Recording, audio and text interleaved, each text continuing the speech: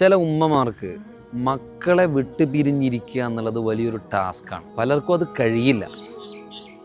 കുട്ടികളെ പഠിപ്പിക്കാൻ അയക്കണം എന്നുണ്ടാകും, ഹോസ്റ്റലിൽ വിദ്യാഭ്യാസം കൊടുക്കണം എന്നുണ്ടാകും.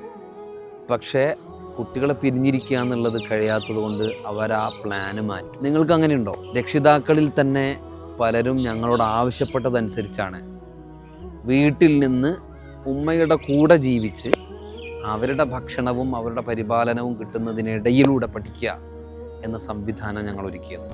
ഹിഫ്ള് ചെയ്യുക എന്നത് പലരുടെയും സ്വപ്നമാണ്. അതിന്ന് വീട്ടിൽ തന്നെ ഇരുന്ന് നടപ്പിലാക്കിക്കൊണ്ടിരിക്കുകയാണ് ഇബ്നു അബ്ബാസ് അക്കാഡമി. വീട്ടിലിരുന്നു കൊണ്ട് തന്നെ 5, 10, 15, 20, 25 ജുസുകൾ മനഃപ്പാടമാക്കിക്കൊണ്ടിരിക്കുന്ന മക്കൾ ഞങ്ങളോടൊപ്പമുണ്ട്.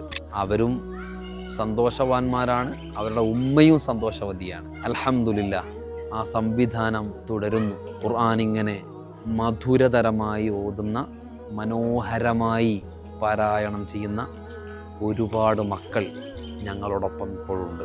നിങ്ങളുടെ മക്കൾക്കും വാതിൽ തുറക്കട്ടെ, ഖുർആനിലേക്കുള്ള വാതായനങ്ങൾ തുറക്കട്ടെ. ജോയിൻ ചെയ്യാം ഇബ്നു അബ്ബാസ് അക്കാഡമിയിലേക്ക്. വബില്ലാഹി തൗഫീഖ്.